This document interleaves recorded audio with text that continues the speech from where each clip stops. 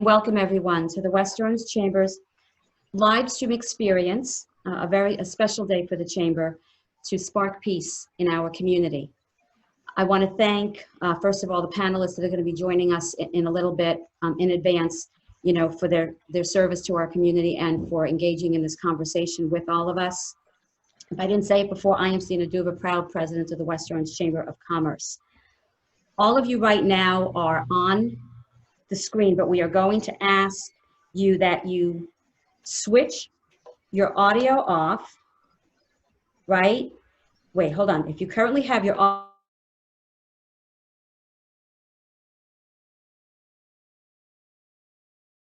so that they can hear and see us, but we won't be able to hear and see you. And we need you to switch to speaker view so that you will be able to see our panelists.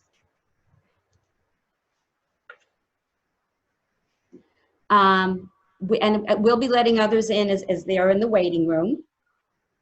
So we are recording this. This will be it's Facebook Live, and this is being recorded just so that all of you do know, because we do want to share this on our website as we move forward in this conversation, because today is not just a one-time off event. We will be continuing as we get the conversation going in our community on this really, really important topic. If you have questions, we do want you to put them in the chat box. So do that, and then our team will be making sure that Simon is aware of the questions so that he can ask them to either the individual panelists or them as a group. He will engage in that conversation with any and all of your questions.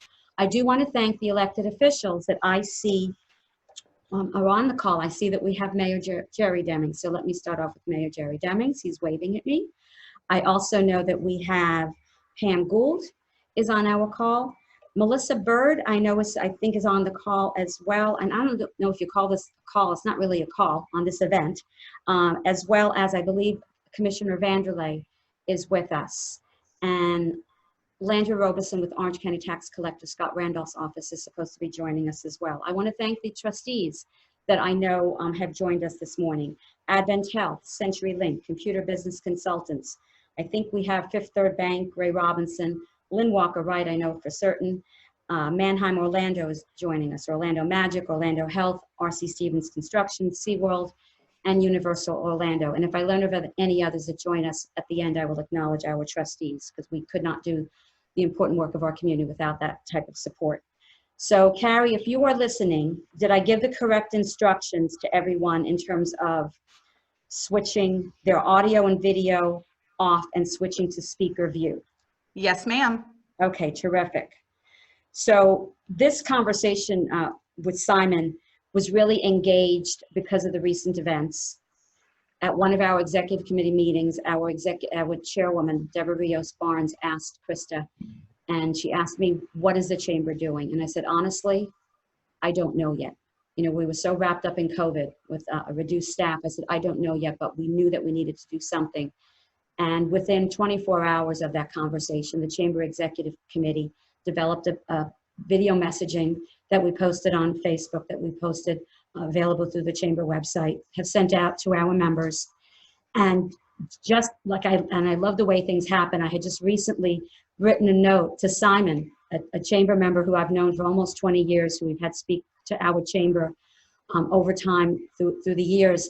And just had written him that note saying, I need to get you back. I don't know what the topic is going to be. And then everything happened in the community with the death of George Floyd. And I said, this is it. It's like one of those moments where you know that you have the right combination. So I want to thank Simon, who's going to engage us in this conversation on this national perspective, which hits home as well on racism, because we cannot deny that it still exists in our community. So I want to thank Simon for being here, for being such a good friend, to our chamber, and for the panelists that he's going to introduce. But I want to especially thank our chairwoman, Deborah Rios-Barnes, who is my absolute favorite for 2020. But she's with CenturyLink in her role as a lead field marketing manager. She has been with that organization for several years. They are a community trustee of our chamber. She is a delight to have. She is our first Hispanic female chair of the chamber. We have had a Hispanic male chair of the chamber. So our chamber is very progressive, and we just so appreciate Deborah and her energy. Thank you, and welcome to Deborah Rios-Barnes. Thank you, Steen. I appreciate that intro. So I am really thrilled to be part of this discussion, representing the West Orange Chamber as the first Hispanic chairwoman, and to also represent my very essential, super reliable, internet savvy company, CenturyLink. The Chamber team has really done an incredible job recreating events into virtual opportunities that bring people together to really engage in important topics like this one. Topics that bring our community together and grow our businesses. I also want to send out a special happy birthday to the co-chair, Camille Evans. Thank you. So now I'm going to introduce Simon. Simon is a 10-year West Orange Chamber member and 28-year resident of Orange County. He is a breakthrough strategist who goes beyond feel-good content and provides real-life deliverables that impact lives. Success Magazine calls Simon one of the top 25 that will help you reach your business and life goals. He joins a list that includes Oprah Winfrey and Dr. Brene Brown. His viral video posted by Goldcast to Facebook has over 87 million views. That's very impressive. He has worked with 1,800 organizations in 49 countries and has more than 30 years experience in the hospitality industry, including serving as sales director for Disney Institute, based at Walt Disney World Resort. Simon is the author of 10 books, and his 3 online courses on LinkedIn Learning have been viewed by people in 100 countries. He currently serves as board member of US Dream Academy and the Orlando Health Foundation. Welcome, Simon. Thank you so much, and good morning to everyone. Stina, the board, all the members of West Orange Chamber, thank you for this opportunity. I want to dive right in and let you know that sparking peace really comes down to understanding hard conversations is good business. And when we begin to understand that hard conversations is really good business, it invites us to take the deeper dive in saying, wait a minute, before we can go forward, how do we begin to look through the rear view mirror of what has happened, the pain, the broken promises, so that together as a community and certainly as residents of an amazing state and residents and citizens of the greatest country in the world, how do we begin to look through the windshield of what is possible, and how do we come together no matter where we are in the spectrum of what has happened in the last 30 days, how do we show up in a fresh, different way? So let's go back in time and really understand, how did we get to this point? In 1787, at the United States Constitutional Convention, it was determined that people of color, Black people, were to be only seen as 3/5 a human being. And part of that was because in the South, it was to determine who would go to Congress and represent certainly the Southern states. 3/5 a human. Moving forward, when we look at history, during the American Civil War, freed slaves were promised 40 acres and a mule, and it never happened. If we were to move forward even more, one of the saddest days in America was November 2nd, 1920, where we know that was the Ocoee Massacre that happened in our very own Ocoee, Florida. And when you go a year later, in 1921, we have all heard about what happened to Black Wall Street in Tulsa, Oklahoma.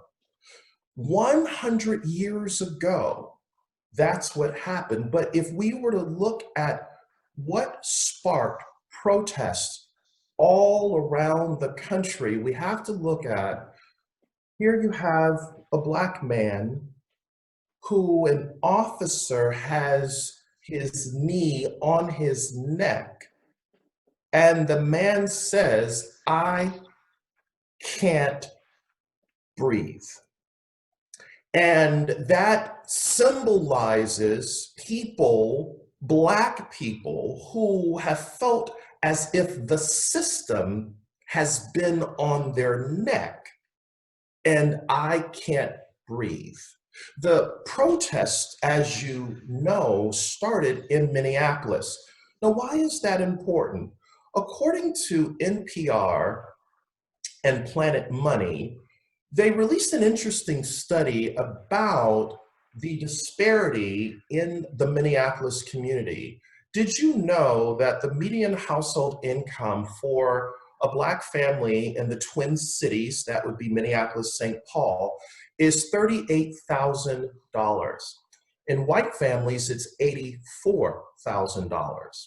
Did you know that in the Minneapolis community that 3/4 of white families own homes, but only 1/4 of Black families own homes? Did you know that the incarceration rate in the Minneapolis Twin Cities areas is 11 times more than that of whites? And did you know that Minneapolis ranks 50th in the country when it comes to education disparity, especially with their graduation rates of high school students? And what's interesting about that, Gallup did some research and discovered is that children don't drop out of school because they just don't finish. They drop out of school because they don't have hope for a better future.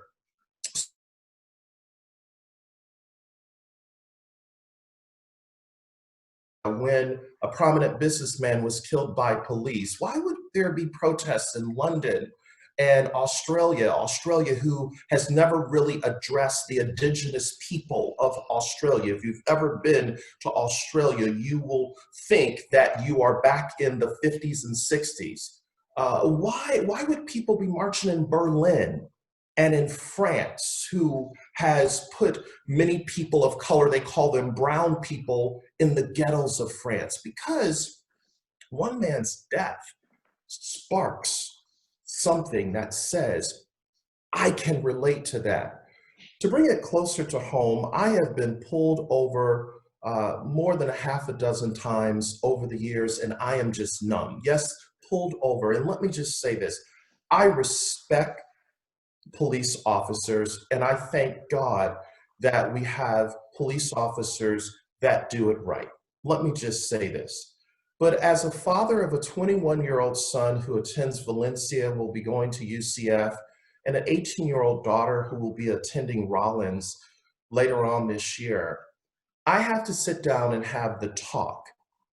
For those of you who are not people of color, the talk is, I have to sit down with my son and daughter, and we have to go through the protocol that says, Daniel, if you're pulled over by the police, what do you do? Dad, my hands will be at 10 o'clock and 2 o'clock.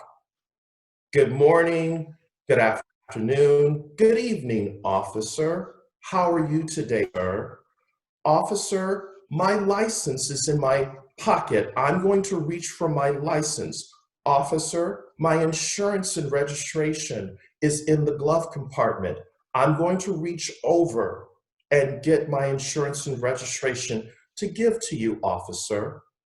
Being respectful, mindful of his tone, mindful of no sudden movement. That's the conversation that myself as a Black father, I have to have with my Black son. Just one more point, and then I want to introduce the panelists and get right into our questions. So I live in the Windermere area, and my children come over every other weekend. Even though they're of age, they don't have to, they like to come over every other weekend. So one particular weekend, Daniel's over and he says, Dad, I'm gonna go down to the community pool. I say, great. And something intuitively said to me, Daniel, take a book with you when you go to the pool. I don't know why I said this. I said, just take a book with you. Well, sure enough, about 30 minutes later, I get a call from the Orange County Sheriff's Department. And he said, is your son Daniel? I said, yes, sir. He said, somebody called the police on your son here at the pool And I said, yes. And he said, your son didn't do anything, but there was someone at the pool that didn't recognize him and called the police. So now, in the middle of the day, the officer walks my son from the pool back to the house, and I open the door and I say, good afternoon, officer, how are you? Thank you so much for walking my son back home. And we say goodbye, and my son comes in the house and he is looking at me and I have no words. I have no word. What am I going to say? So when we talk about sparking peace, we have to understand that everybody carries an experience within them. And as I said at the beginning, I respect our officers, but when we look around the justice system and what has happened, it's now time for all of us to come together and to hear, heal, and help. So Spark Peace is not just about another conversation. Spark Peace is about activation. And activation is, what are we going to do as a community moving forward? So we're going to ask some questions and get some feedback from some brilliant, brilliant panelists. And then we're going to open up to hear your questions. And I know that both Chair-elect and both chairs, they are committed to ensuring that we only don't start a conversation today, but we look for ways to activate. Let me just say this and I'll introduce the panelists. People say, okay, Simon, how can we activate? Let me just say this, and I don't speak for all Black people. Let me just put that out there, because everybody that looks like me does not speak for me. So let me just say this from where I sit and what I see. People of color, Black and brown people, don't want to hand out, they want to hand up. And a hand up is, if you have a job opening in your business, will you consider a Black or brown person? Not because they're Black or brown, let me be clear, but because they're good and they just need an opportunity. Much of what I've done in 30 years professionally, 6 different companies, 10 different jobs, worked at the Mouse House, is because somebody opened a door, gave me a seat at the table, whispered my name in the ear of someone else who was a person of influence that said he has potential. He needs the opportunity. So hand up, not just hand out. For those of you who have the ability to do business with Black businesses, are you being intentional about that? What does that look like? How do we begin to hear, heal, and help? All right, with that said, let me introduce you to our panelists, and then we'll jump right into the questions. We have Chair-elect Camille Evans, Managing Partner, Virtus LLP, Deborah, who you've already heard, Chair Lead Field Marketing Manager, CenturyLink, Joseph McMullen, State Pharmacist, Commissioner, Town of Oakland. We also have Lynn Walker-Wright, Attorney at Law, specializing in family law, general civil, trial practice, real property, and estate planning matters. She was the first female president of the Rotary Club of Winter Garden.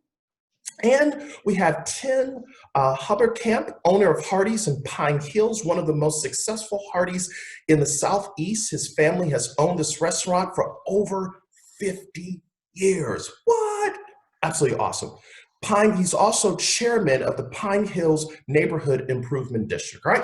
With that said, I want to get right into the questions, and I'm just curious, and I think everyone that is a part of this discussion, and thank you for all the participants. I know that you're here. You can see me. I can't see you, but I just want to acknowledge you.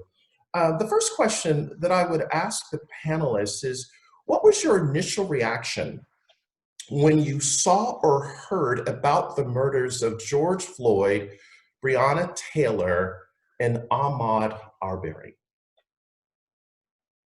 Simon, I would say, I hate to say it, but I wasn't surprised, because we've seen the same thing happening the last 5 years.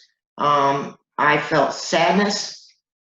I felt absolutely, as an attorney, clear as a bell, murder, one. And I felt embarrassed for this country. Thank you. Thank you.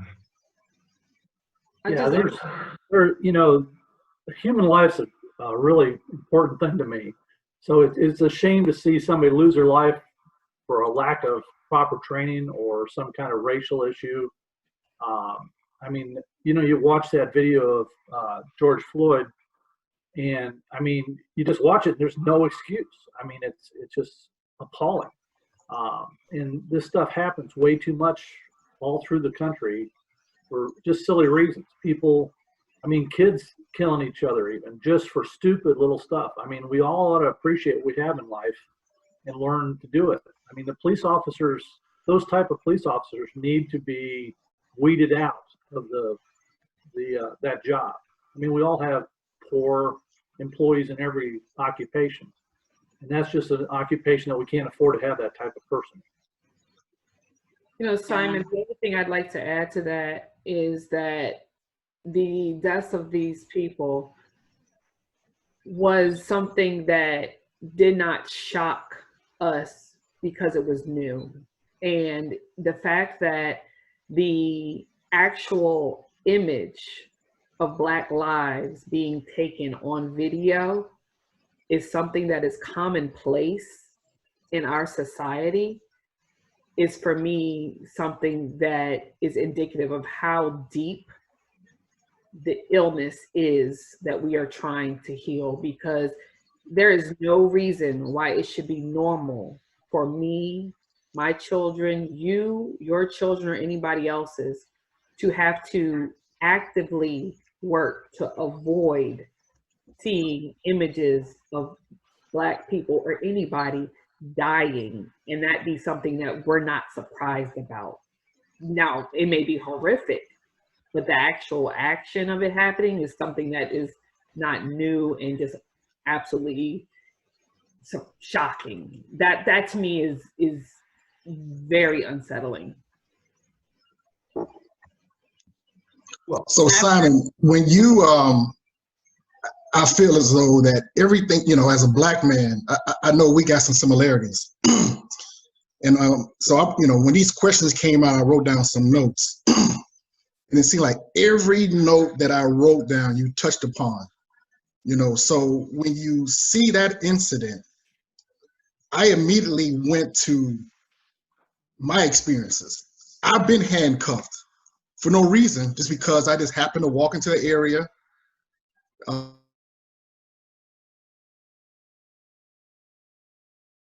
teenager.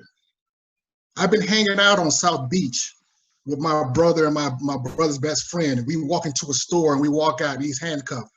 But what do we have to do? We had to do what you just said. We had to be calm. We had to sit back.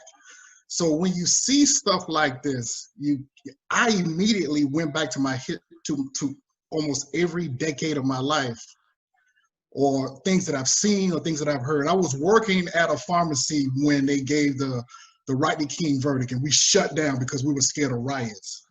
You know, so you replay all those things. And then, like you said, I got a 16-year-old daughter. I don't have to just talk to her, but I have to talk to her friends as well when they are riding around or doing something. So you immediately, you know, all kind of emotions, anger, sad. Oh, we already been here before, you know, and so it hits home, and you try to ask yourself, why did this happen again? And then the only difference now, we got social media, so everyone is a reporter, and so you can see it immediately. I just one point, you know, Emmett Till image is what sparked, you know, the civil rights movement in the 50s. And so when you see stuff, you know, it hits home. And then you think about that, then you go, you know, then you look at yourself, you're like, yep, I've seen that before. That was me. When I'm pulled over by a policeman, I'm jittery, I'm nervous. You told your son to take a book. I mean, those are things you just, you know, we have to think about. But when you see that stuff, it just really angers you and makes you ask this question: when is this going to stop? Mm-hmm. And I concur with that feeling of outrage, sadness, anger, helplessness. It's really a roller coaster of emotions. The feeling of helplessness, like, oh, here we go again. Will justice be served this time? Asking ourselves those questions. Will things change? Are we really seeing this kind of racism and hatred play out right in front of our eyes? You know, as a woman of color and I'm married to a Black man, we sometimes live in our bubble of family work and, you know, currently COVID. But it was a reminder that this is the environment we live in, and that racial profiling is still prevalent and real. That my husband, you know, has been racially profiled, that my children could be victims of this type of racial injustice. My heart really breaks for the families, and my prayer is that their lives are honored through policy reforms that bring about the change our country so desperately needs. Next question, what did you think of the protests against racial justice that was happening locally, nationally, and globally? What was going on? I think it really is a matter of grief. What you see is people grieving, you know, and everybody grieves differently. But, you know, there is our country is in the middle of a lot of things that cause unrest in people's personal lives. And I think that the protests you see are people's version of grieving. We all have different approaches to grieving. But I think that, you know, there is an injury there that, you know, we need a cry for help that needs to be addressed. Well, look at, Simon, the history that you gave. You gave 1920, 1921. You gave a history of things that has been going on for decades and decades. There are people that live in the town of Oakland that was affected by what happened in a COVID. They were little kids. And so there's families there, they still remember that. They still remember, there was a person, Courtney, a Walker, she passed away some years ago. She was writing a book. And she remembers her mother about to take her to Lake Apopka and drown her, so she would not be affected about the mob that was coming from Ocoee. So my father grew up in Alabama. His mother sent him to Miami Beach to get away from Alabama. My father never told me about Alabama, but I knew in his head he had some stuff that really bothered him. So there's a lot of stuff that's been happening, individual stories, but then you look at this, the history that you just gave, and that's pent up rage that's now being manifested into what we see right now. Wow. Anyone else? Now, you know, it just goes to show that there's a lot of issues that need to be solved, and those people are going to take their time to make sure that they're brought up to the top of the awareness of everybody, and, you know, it makes a big difference. You know, and then all the other distractions take away from it, but that's the sad part, is that, but it's definitely something that should have, every time this happens, we have protests, and then it kind of dies off. The key is to get things solved. Again, you know, we talk about defunding the police department, and it really goes back to reorganizing it and reset it for what it really needs to do: better training, better everything. So, you know, without law enforcement, we'd all be in trouble, you know, from many, many aspects. We just got to take out those bad seeds out of the police departments and get to the quality people. Tim, I like what you said. I do not agree with defunding the police department because then what are we left with, right? I think what you said, reorganizing the police department, and I think also looking at national standards that police officers have to abide by so that they can't go from city to city, town to town with bad behavior. It's a Well, you know, like I said earlier, every job occupation has that lower level of employee. The problem is that the police department and law enforcement, we can't afford to have that type of person there, no more than you can have that person in a medical facility. These people give the right of living or dying. We can't afford to have that person that's willing to take someone else's life for no reason at all. And, we got to train better. We got to make sure that, and some of it's unions, all this, HR departments, everybody's worried about firing somebody. You got to have all this documentation. But in this situation, we can't afford to have those people out there that aren't doing their jobs right. Yes. That you bring up protests and how, what are your feelings, Simon?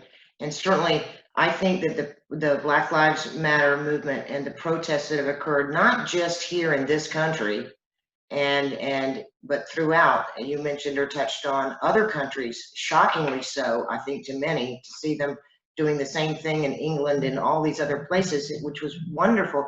It brings attention to the racial inequality that has been going on for generations.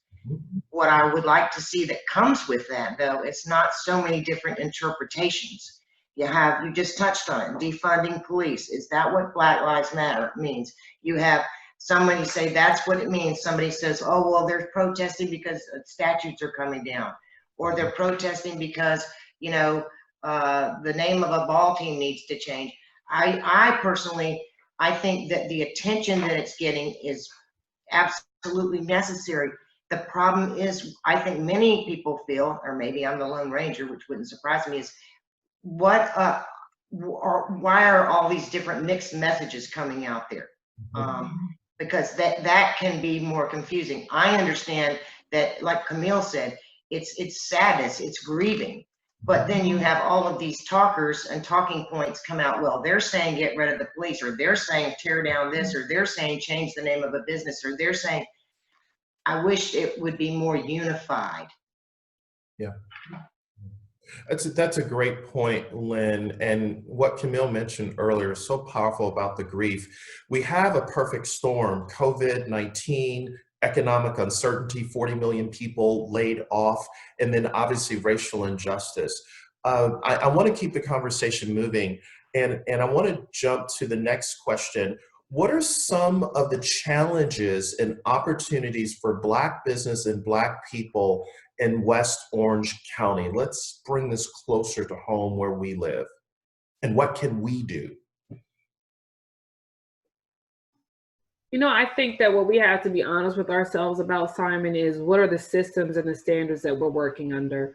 Where are we blindly following the way we always did something, without acknowledging that the way we've always done something may in fact be supporting or, creating a scenario where we are disenfranchising people. That's challenging because the reality is, you may in some ways feel it ain't broke. The system ain't broke because everything has been going along swimmingly for you in your corner of the world. And that's fine and that's fair, but let's be honest with the fact that that has perpetuated the circumstances we're dealing with. So the first thing I think we all need to look at is, and I've said this in other spaces, that is really kind of do an inventory of your life and your ecosystem. What is it that you are on a personal level doing and supporting, and perhaps and how you may be disenfranchising people and things. And then from a professional standpoint, how as a business are you supporting the diverse and inclusive practices that you think are necessary? And sometimes I think what is uncomfortable around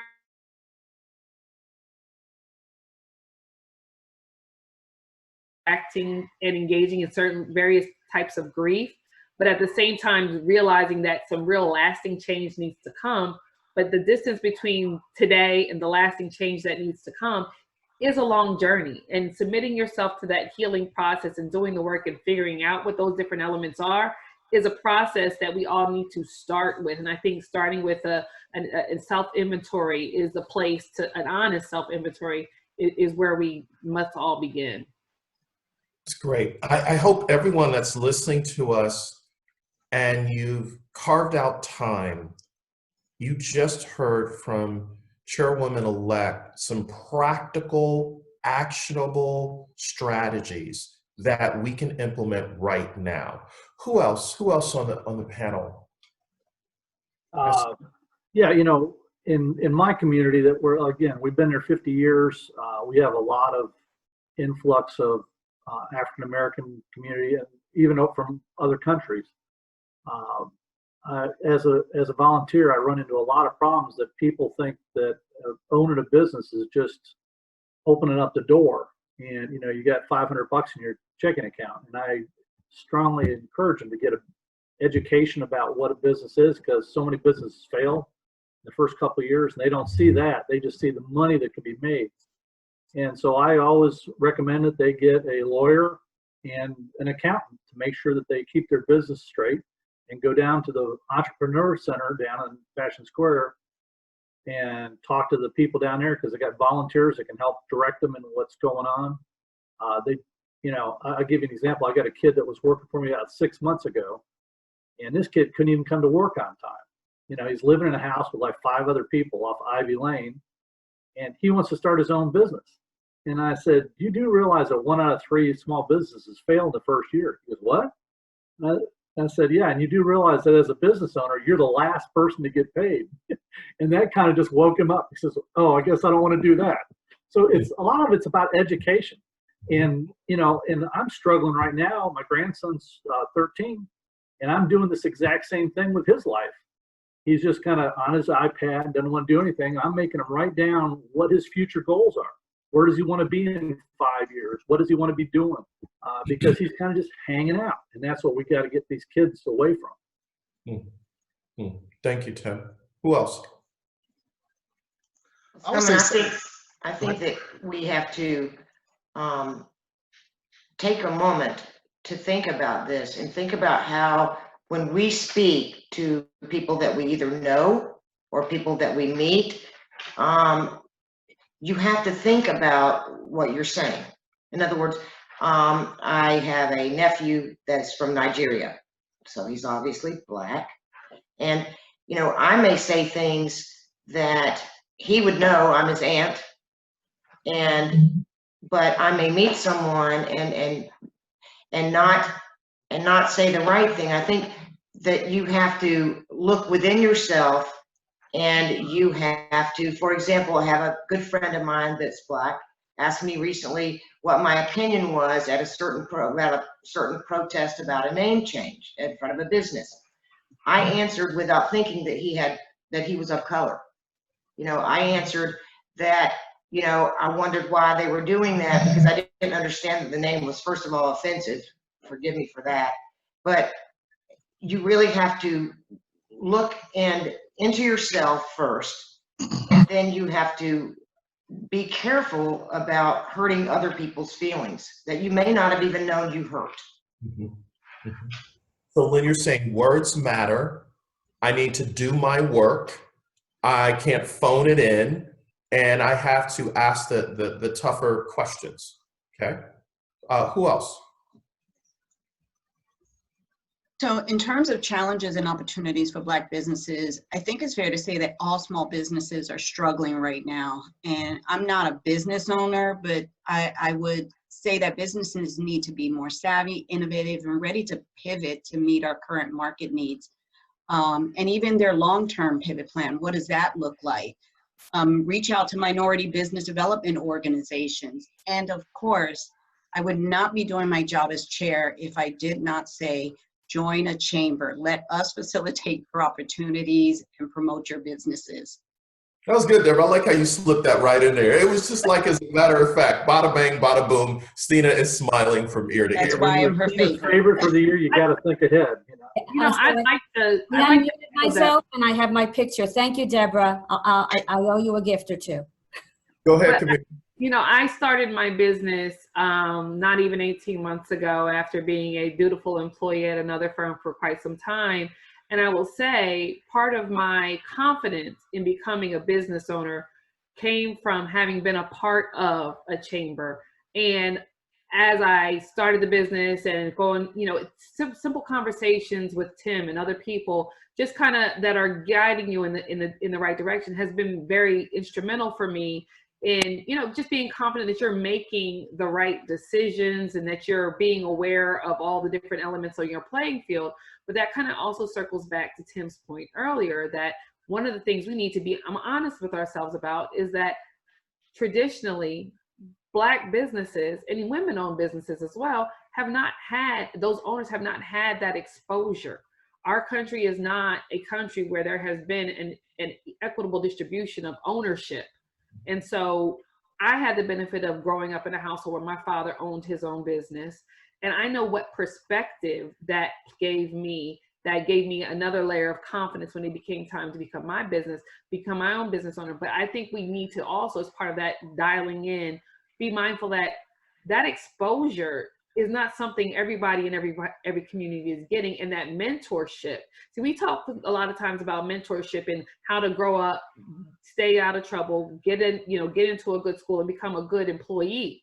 We need to be mentoring people from a young age on how to become owners, because that is where you also see more Black people get more jobs, because there's just a natural inclination to hire. And I think that is part of the challenge we have to figure out, but that is a key thing. We've got to continue to curate an environment that really does foster a full integration of minority participation and ownership. That's so good. So it's the three things that I took away from what you just said. Number one, allies, mentorship, sponsorship, helping Black businesses really understand, from majority, those who have been in business, how to do it. Number two, get exposure. It's hard to aspire to what you don't see. So what's beautiful about the West Orange Chamber of Commerce, and I'll never forget 18 years ago when I left Disney to start out on my own, I was exposed back then when Richard Irwin was president of Orlando Health, and I got connected, but it would have never happened if I didn't go to a chamber meeting to meet Richard and Susan Jackson and all those wonderful people who embraced me. I was as green as the day is long, but they took me under their wing, gave me a shot, and here I am 18 years later. But I think the third thing, Camille, that I took away is we have to help people of color, Black people, understand it's not just about employment, it is about deployment. Because when you go and get a job, you're employed, but when you're deployed, you go to work and you'll never be unemployed because you have a skill set that allows you to be relevant in a world of automation, algorithms, artificial intelligence, and automation. And so I believe that's the message that we have to continue to get across. All right, I'm going to shift the conversation because we're going to stay on time. Are there any questions that have come through the chat? I want to make sure, let's see, we've got a question. Okay, so here's a question for the panel. As a white woman who is constantly explaining white privilege and arguing why all lives can't matter until Black lives matter, what do you suggest we do as a white person to make the biggest impact in our community right now? Continue the conversation with those that look like you. You have, white America has to lead the conversation. Of course, you bring the Black and brown folk into the conversation, but you have to talk this communication in your circles and give it context. Come back and talk to people of color and find out why they feel that way. What's really driving their feelings, just like the experiences that we talked about earlier. So you have to do your homework. And, it's all kind of scenarios that's been going on. People have been talking about, how they look at it. If you got a house that's burning, do you water every house down the street or do you go to the house that's burning? It's because, that's the house that's on fire at this moment. And so it's really about just doing your homework. I mean, you mentioned it in your opening speech. Go talk to people, find out how they feel that way. But we really need the majority of America to give this message. Just like someone was talking about earlier about defunding the police. It's all in the messaging.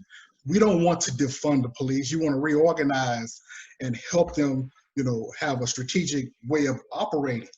And so whoever the majority party who has the biggest voice, talk to those that look like you.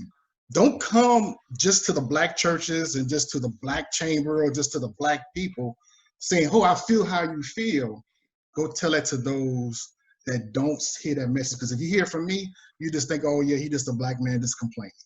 That's my opinion. Please post your questions in the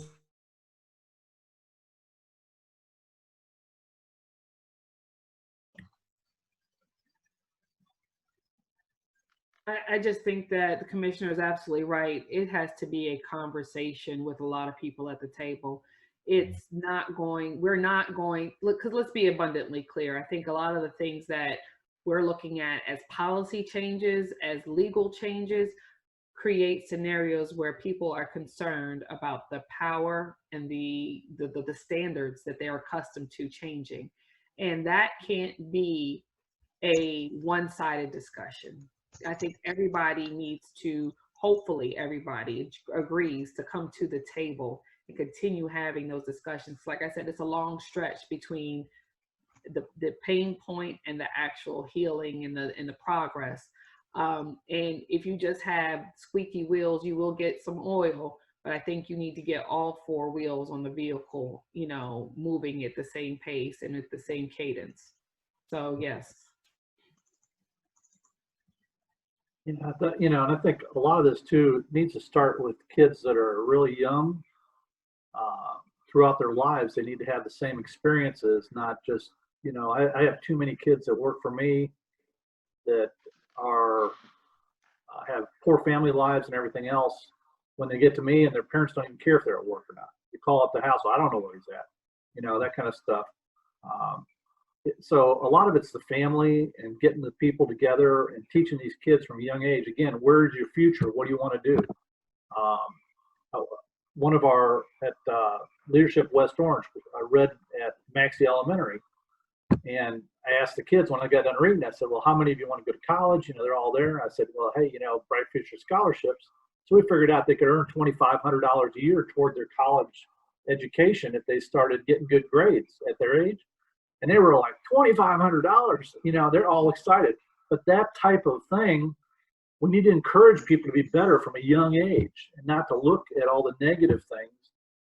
Even in my community, again, I'm in a little different situation than the whole West Orange Chamber, but some of the Black business owners restrict what they can accomplish because they only work with the Black community. They don't provide their services outside there and become equal. They just want to do within their own guidelines. I want to chime in on that, Tim, because I want to kind of make a counterpoint to that. I think that the common experience for many Black business owners is that the welcome mat is out in the Black community, and that oftentimes they're not viewed as competitive or a reasonable alternative outside of their community. And I'm not saying that's right, and I'm saying everybody needs to learn how to kind of reach across on both sides, but that's part of the analysis we all need to be doing is who am I doing business with and why? Why is it that I don't get any minority and women-owned businesses responding to my requests for proposals or whatnot? Or am I, when someone reaches out on a cold call, am I more friendly to, you know, someone who looks or sounds like me than someone who does not? And if that answer is that there is a different treatment, then there's an internal look. But yeah, I think we all kind of look to low-hanging fruit, and at the end of the day, while we want to solve all the problems of the world with everything that we bring to the table, we got to get revenue in the door. So sometimes the easy client to get is the one who looks like you and who you can build a rapport with more quickly. Right. But my point was, Camille, is that to expand, same thing, I expand my life, you know, doing the chamber stuff. You got to look past it. It might not be your primary goal, but at some point you got to keep going past. I mean, if I took my business and said, oh, I only want people looking like me coming to my restaurant, I'd be broke. Mm-hmm. I mean, tomorrow I'd be broke. So, see, Tim, you were taught that. Tim, you were taught that. Yeah. You know, there aren't an entrepreneur spirit in the African American community generational. Right, and that's why I said you got to start younger, and you got to this hasn't happened just this last decade either. This is stuff that's been going on hundreds of years. If we started 50 years ago with this, we'd be in better shape today. I mean, there's a ton of stuff you can talk about doing. The idea is to get people, get a good education, have a plan for what you want to do, what goals you want to set in your life, and then contact the people that can make you get there. I mean, pretty much everybody on this call has done that with their lives. How can we teach the other kids that? again, like I said, I was teaching my grandson that. It's not like it's strictly just a Black American thing. It's everybody. You got to have that education. So. Yeah, but my mom and dad didn't teach me that. I had to learn it on my own. Okay, so I'll be your mentor from now on. Or you know what, you're going to be a commissioner in Oakland. Exactly. Yes. But exactly. you know, I want us to be abundantly clear of what the commissioner is saying, and Tim, what you're saying, everybody's correct, but I don't think we understand the difference is if you get up every day and the people that are charged with leading your life have to go work from, say, 7 to 7, and they are not there because they cannot be there, because if they don't go be at somebody's job, there is no home for us all to come into, that what we didn't get because we were in that home environment is not a slight to those people. They had to make a value judgment of whether or not I went over here and worked the job that was available to me versus whether or not I had the time or the energy or the resources to sit down and explain to my child what a profit and loss statement looks like, or what it is like to own a business, or how to even anticipate that if I can only show you this corner of the county, let alone the state, that you should be able to have confidence that you can go to another part of the county, another state, another part of the country, another, in fact, continent, and make money and own business. That is a very broad distance we're asking people to jump without a repeated experience that they're exposed to. Mm-hmm. Mm-hmm.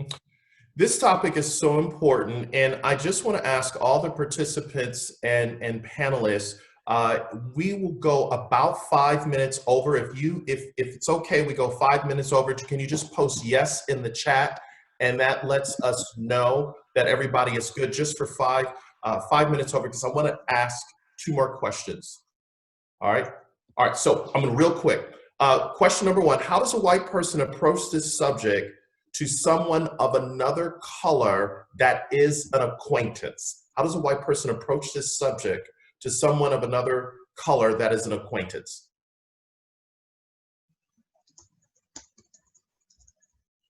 Panelists. I think that you approach the conversation like you have every other one. I hope you have, is that's with integrity and your authentic voice. So if you are speaking and for example, I've had conversations with people who, don't think that this is a big deal, that, it's much ado about nothing. And if I'm going to have a conversation, I have to first listen to hear them and allow their thoughts to exist in the conversation instead of just brushing it aside, and then engage in an actual dialogue about why you do and don't think that they may be correct, and how you can inform them and other resources. That's the other thing I think that is kind of interesting. Being a Black woman in this environment right now, I have not gone to any protest lines, but I have a lot of different conversations.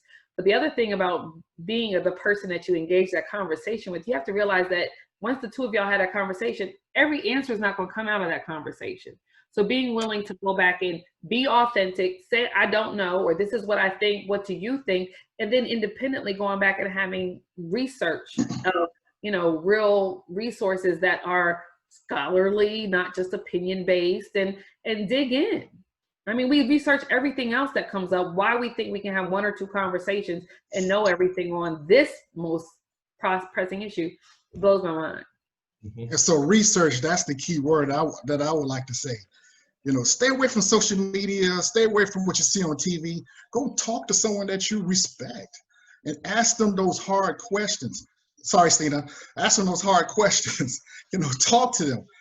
Come to, the former, so there's a book, I'm trying to read it. The former chief of police in Dallas, he gave a speech to a lot of his politicians down in Orlando about 2 or 3 years ago.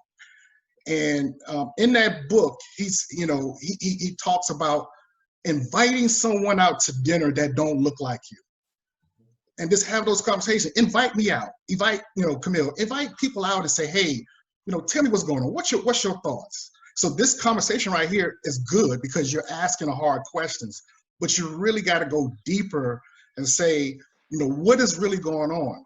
But if you, like someone said, oh, I'm going to listen to rap to figure out how Black people feel.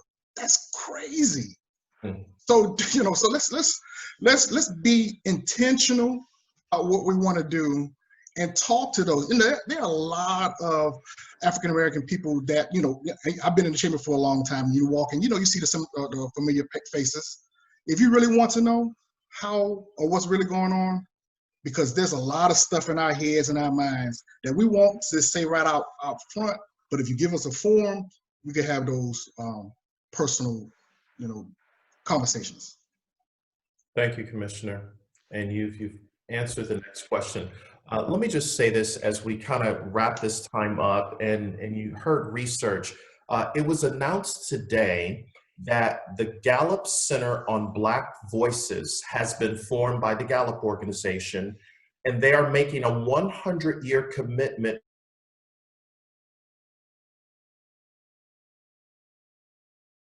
justice, health and well-being, economic opportunity, jobs and work, education, community, and environment. So if you want to just Google Gallup Center on Black Voices, they are going to share research under those specific pillars that I just identified. And I think it's a way to, Chair-elect Evans' point, to really get up on the issues, what's the data, and then how do we become a solution to a problem? With that said, I want to say thank you to all of the panelists. Thank you for your time. Thank you for joining us. I'm going to turn it back over to Stina for closing remarks. Thank you so much, Simon. And what Joseph was referring to before when he said, sorry, Stina, I could see that his camera was moving. And he says, because I talk with my hands. So he was really good at stopping for a while, but he got really into it again. Simon, I want to thank you. I think you came into the Chamber's life 18 years ago for a really good reason, and it's been over time and demonstrated even more so today. So thank you for that long-time friendship. And I know, you know, how you got engaged with, you know, our chamber and our community, and how you've really progressed. Camille has a very similar, you know, story. And what I want to say about the chamber, and I had this conversation with Joseph, because Joseph is a past board member, and everyone else that's here, Lynn was a past chairman and chairwoman, and she's back on our board. They're all past, you know, board members of our chamber. And when I met Joseph, we had a sit-down conversation, and he said to me, he said, Stina, what does this chamber do for Black businesses? And I said to him, nothing different than any other. And I don't know that that was the right or the wrong answer, but it was because we are the West Orange Chamber, right? So we are a geographic chamber. We welcome people in that are interested in doing business in West Orange County or have an interest in West Orange County, even if their business isn't here. And I think back on that conversation, Joseph and I have spoken about it. He's referenced it to others. And it wasn't to say we're not interested, we don't care, we don't want Blacks, we don't want people of color, that wasn't it. It's, you know, it's like, we're not the, you know, even though people know my ethnicity, it's not the, you know, West Orange Italian American Chamber either. It's all about being inclusive, and we weren't about making specific programming. But I know that this conversation, I don't know where it's going to lead, but it's not just the, as we said before, we're not just starting this conversation and ending it here today. This is really the start. Camille is in her position as chairwoman-elect. Deborah is in her position as chairwoman, not just because of the color of their skin or said, oh, we needed to check off a box. That is not why anyone serves as chair and in leadership in the chamber. It's because they've demonstrated a true interest in West Orange County and have wonderful leadership skills.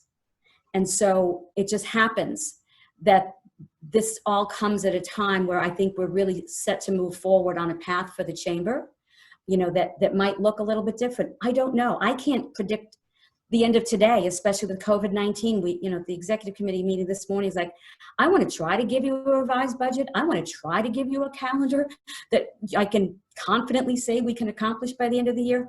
I don't know, but I just think it's great conversation. Simon, I cannot imagine when you got that phone call from the sheriff. No one wants to get a phone call from the police department. The first thing they do is say your name. I can't imagine how you didn't lose your mind until those few seconds when you understood your son was okay. But just to have him brought home, that makes no sense to me. I can't imagine it in my life. And it's just how horrible that was for you.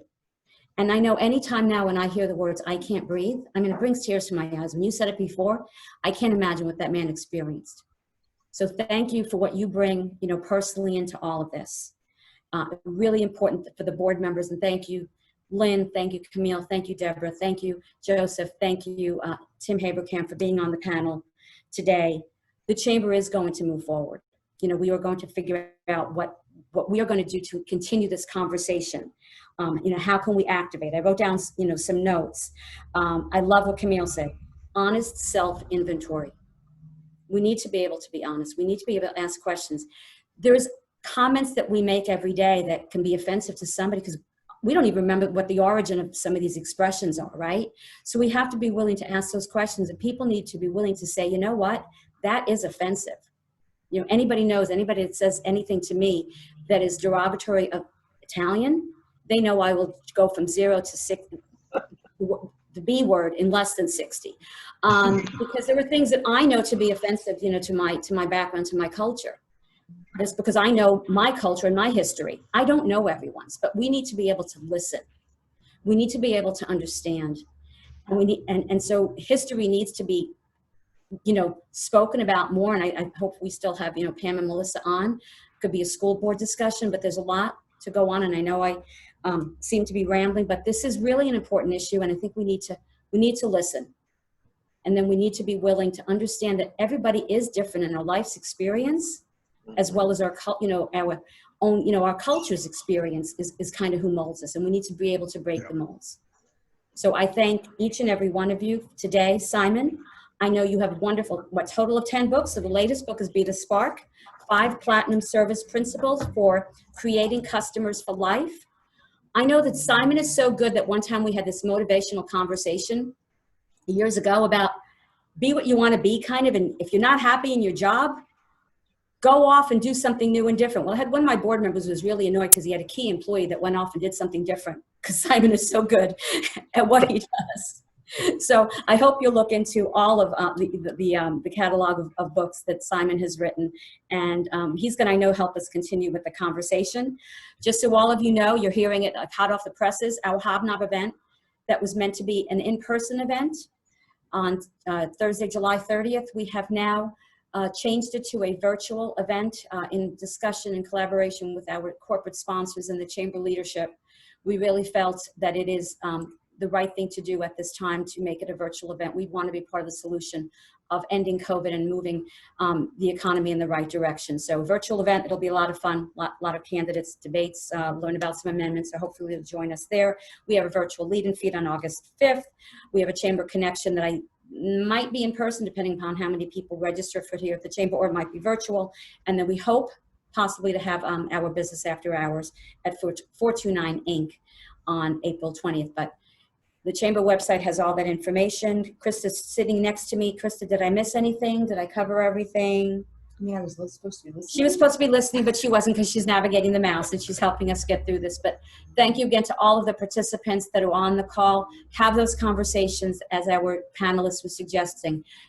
Ask the questions, be willing to listen, and think of what you can do each and every day to make a difference on this subject. Because I think if each of us takes one thing away, is that we can be part of that difference that finally breaks the mold of racism and really gets us to be all just be about being about people and not being about the color of the skin making the difference. Thank you so much to all of you. I hope you have a great, safe, healthy day. Happy birthday, Camille. Happy birthday. Thank Happy birthday. you. Thank you, Simon. Thank you so much, Thank you, everyone. Simon. Thank you, everyone. Thank you.